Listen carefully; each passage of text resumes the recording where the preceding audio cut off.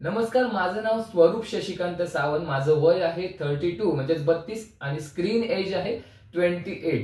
माझं वजन आहे 62 आणि माझी प्रोफाईल आहे.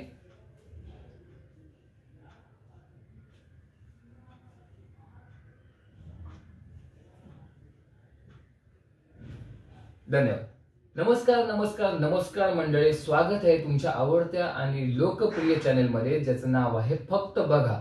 मंडळी, नागपूरवरून सनसनाटी न्यूज तुमच्यासाठी घेऊन आलो आहोत. सर्वप्रथम आपल्या या चॅनेलवर नागपूर येथे पहाटे 5:30 वाजता एक घटना घडलेली आहे, म्हणजेच मोठं ऍक्सिडेंट झालेलं आहे. आणि नागपूरवरून आमचे प्रतिनिधी आहेत सर्वेश सावंत. सर्वेश, तुमचा आवाज आमच्यापर्यंत पोहोचतोय, आमचा आवाज तुमच्यापर्यंत पोहोचतोय का? आणि ही घटना कशी घडली, केव्हा घडली, हे आमच्यापर्यंत सांगा, आमच्या लोकांपर्यंत कळू दे. नमस्कार. इथे नागपूर येथे पहाटे 5:30 वाजता एक घटना घडलेली आहे, ऍक्सिडेंट झालेला आहे. आणि दुचाकी स्वार आणि टेम्पो यांच्यामध्ये हे महाभयंकर ऍक्सिडेंट झालेला आहे. आणि पाहू शकता इथे बघा, दुचाकी स्वार जागीच ठार झाला आणि टेम्पोवाला देखील थोडा जखमी झालेला आहे. आणि या ऍक्सिडेंटचं एकमेव कारण हे ग्रामस्थ देखील सांगत आहेत आणि भरपूर वेळेपासून हे एकमेव कारण आपल्या समोर येत आहे, ते म्हणजेच हे रस्ते आहेत. या रस्त्यांवर बहुतेक प्रमाणात आणि खूप प्रमाणात खड्डे झालेले आहेत आणि या खड्ड्यामुळे याच्या पूर्वी देखील ऍक्सिडेंट झालेले आहेत. आणि हे ऍक्सिडेंट देखील, हा ऍक्सिडेंटचा जो प्रकार घडला तो देखील या खड्ड्यांमुळे घडलेला आहे. पाहू शकता ही दुचाकी इथे पडलेली आहे. काय अवस्था झाली असेल त्यावेळी पहाटे 5:30 वाजता.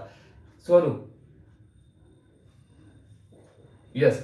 तर तुम्ही पाहू शकता एकमेव कारण आमच्या प्रतिनिधीने सांगितलेले आहे, ते म्हणजे रस्त्यात खड्डे झालेले आहेत. तर पाहू शकता या इथल्या लोकल प्रतिनिधींचा अजिबात याच्याकडे लक्ष नाही आहे, हे याच्यावरून प्रतीत होतं. तर आता तुम्हाला काय करायचं आहे, हे जर खड्डेमुक्त रस्ते पाहिजे असतील तर या लोकप्रतिनिधींना, जे भ्रष्ट लोकप्रतिनिधी आहेत, त्यांना तुम्हाला खड्ड्यात पाडावं लागेल. म्हणजेच काय करावं लागेल, आता लोकप्रतिनिधींची निवड होणार आहे, म्हणजे निवडणुका येत आहेत.